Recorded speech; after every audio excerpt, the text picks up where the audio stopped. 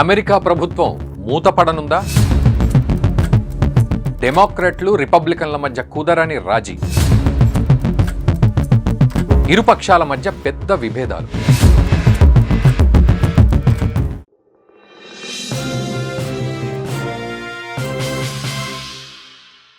అగ్రరాజ్యం నిధులు లేక సంక్షోభం అంచుల్లోకి కూరుకుపోతోంది. దీంతో ఏ క్షణమైనా అమెరికా ప్రభుత్వం కూలిపోయే ప్రమాదం ఉంది. ఒకవైపు నిధుల గడువు కూడా ముయ్యగా మరోవైపు డెమోక్రాట్లు రిపబ్లికన్ల మధ్య రాజీ కుదరలేదు. ప్రస్తుతం ఉన్న పరిస్థితుల్లో కాంగ్రెస్ అనుకున్న సమయానికి కొత్త నిధుల బిల్లును ఆమోదించకపోతే ప్రభుత్వం పాక్షికంగా మూతపడడం ఖాయం. మరి అమెరికా ప్రభుత్వం షట్ డౌన్ అవుతుందా? దాని పర్యవసానాలేంటి అనే వివరాలు ఈ వీడియోలో చూద్దాం.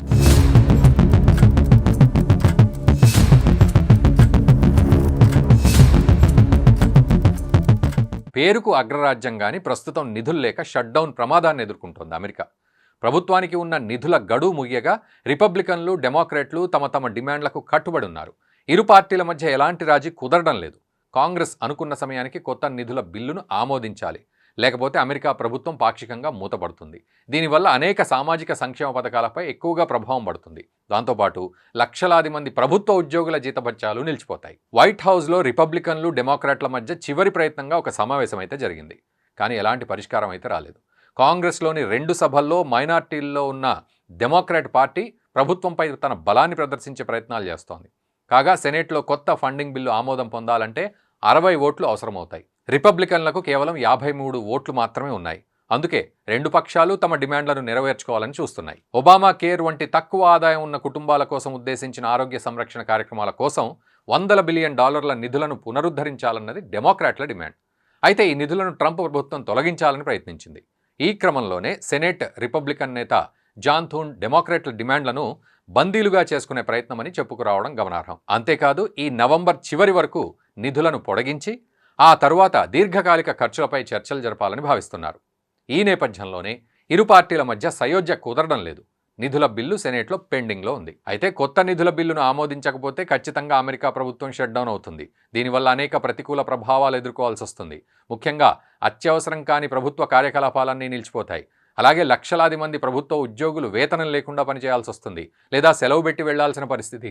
అనేక సామాజిక సంక్షేమ పథకాల చెల్లింపులు ఆగిపోతాయి. ఈ పరిస్థితుల నేపథ్యంలో వైట్ హౌస్ ఇప్పటికే ప్రభుత్వ ఏజెన్సీలకు పిలుపునిచ్చింది.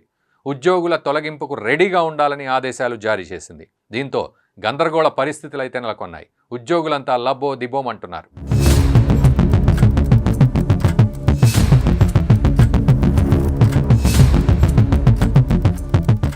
ఈ క్రమంలోనే డెమోక్రాట్లపై ఉపాధ్యక్షుడు జేడీ వాన్స్ తీవ్రస్థాయిలో మండిపడుతున్నారు. వీరు అమెరికన్ ప్రజలను బెదిరిస్తున్నారని ఆరోపించారు. డెమోక్రాట్లు కావాలనే అనవసరమైన సమస్యలు లేవనెత్తుతున్నారని, ఒకవేళ వారు ప్రభుత్వాన్ని కనుక మూసివేయాలని నిర్ణయం తీసుకుంటే దానివల్ల ఎదురయ్యే పర్యవసానాలకు బాధ్యత వహించాలని స్పష్టం చేశారు. అయితే ఈ సంక్షోభం చివరి నిర్ణయం అధ్యక్షుడు డొనాల్డ్ ట్రంప్ తీసుకోవాల్సి ఉంది. డెమోక్రాట్ల డిమాండ్లలో కొన్నింటిని, అంటే నిధుల కోతను ఆపడం, ఆరోగ్య సేవలు వంటి వాటిని ట్రంప్ అంగీకరిస్తే ప్రభుత్వం షట్ డౌన్ కాకుండా ఆపొచ్చు. ఇక షట్ డౌన్ అనేది అమెరికాలోని ప్రభుత్వ కార్యకలాపాలకు నిధులు అందుబాటులో లేనప్పుడు ఎదురయ్యే పరిస్థితి. ప్రతి ఆర్థిక సంవత్సరానికి ముందు, అంటే అక్టోబర్ 1న అమెరికా కాంగ్రెస్ బడ్జెట్ను ఆమోదించాలి. ఒకవేళ ఈ బడ్జెట్ కానీ తాత్కాలిక నిధుల బిల్లు కానీ ఆమోదం పొందకపోతే నిధులు లేని కారణంగా ప్రభుత్వ ఏజెన్సీలు మూతపడతాయి, సేవలు నిలిచిపోతాయి. మొత్తంగా అత్యవసర సేవలు మినహా ఎలాంటి కార్యకలాపాలు కొనసాగవు. కాగా రిపబ్లికన్లు కానీ డెమోక్రాట్లు కానీ ఏమాత్రం వెనక్కి తగ్గడం లేదు. ఇప్పుడు ప్రస్తుతం ఉన్న పరిస్థితుల్లో 2 పార్టీల మధ్య ఏకాభిప్రాయం కుదరాలి, లేకపోతే అమెరికాలో రాజకీయ సంక్షోభం మరింత ముదిరే అవకాశం ఉంది. ఇది చివరికి అగ్రరాజ్యం ప్రభుత్వం మూతపడడానికి దారితీస్తుంది. మొత్తంగా ఈ సంక్షోభం అమెరికా ప్రజల జీవితం, ప్రభుత్వ ఉద్యోగులు, అలాగే దేశ ఆర్థిక వ్యవస్థపై ఎలాంటి ప్రభావాన్ని చూపిస్తుందో చూడాలి. ఈ క్రమంలోనే ఏ క్షణాన ఏం జరుగుతుందోనని ఆందోళనలు వ్యక్తమవుతున్నాయి.